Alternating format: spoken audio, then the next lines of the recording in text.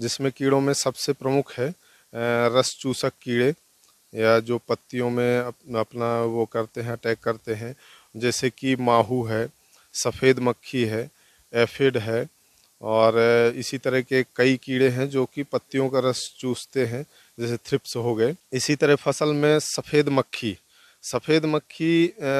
पत्तियों का रस तो चूसती है, साथ में वायरस का संचार भी सफ़ेद मक्खी के द्वारा ही होता है। जैसे टमाटर में कहीं कहीं देखा गया होगा कि पौधे गुच्छे का रूप ले लेते हैं, उनमें वृद्धि कम होती है, एक गुच्छा बन जाता है उनका, तो ये वायरस बीमारी है। तो सबसे पहले हमें सफ़ेद मक्खी का कंट्रोल करना चाहिए। यदि कहीं पे ऐसे पौधे दिख रहे हों कि जो गुच्छा का आकार ले लिए हैं, उनमें फूल नहीं आ रहा और हल्का पीलापन पड़ रहा है, तो सबसे पहले उनको उखाड़ कर फसल से अलग करें और उसको नष्ट कर दें, या कि ज़मीन में गड़ा दें या कि फिर जला दें। शुरुआत में थोड़ी बहुत दिखते हैं कीड़े तो उसमें नीम तेल का प्रयोग कर सकते हैं। 5 ml प्रति लीटर पानी में घोल बनाकर नीम तेल का, और उसको छिड़काव कर दें।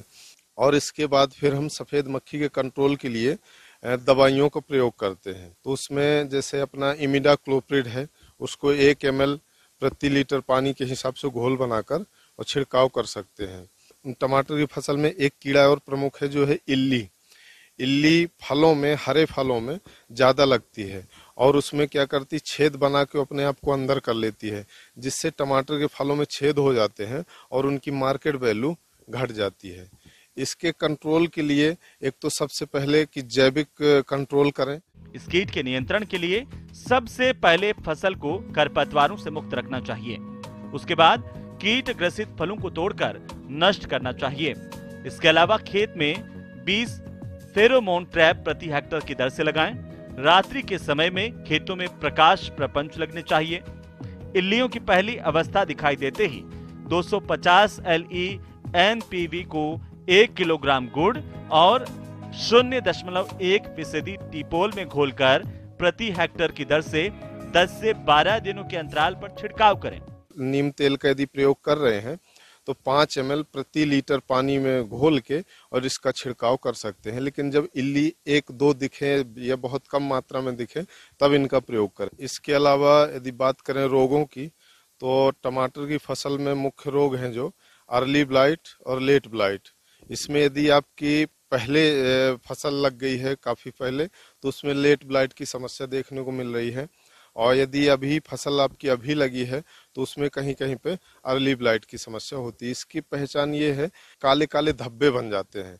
वो धब्बे धीरे धीरे फैलते हुए पूरी फसल में, पूरे पौधे में धब्बों का आकार बड़ा हो जाता है और वो पत्तियां एकदम जली हुई सी, झुलसी हुई सी दिखने लगती हैं और धीरे धीरे पूरा पौधा सूखने लगता है और पत्तियां पूरी झड़ जाती हैं। इसके कंट्रोल के लिए अपन बाविस्टीन या कार्बनडाजिम 2 ग्राम प्रति लीटर पानी में घोल बनाकर और इसका छिड़काव कर सकते हैं।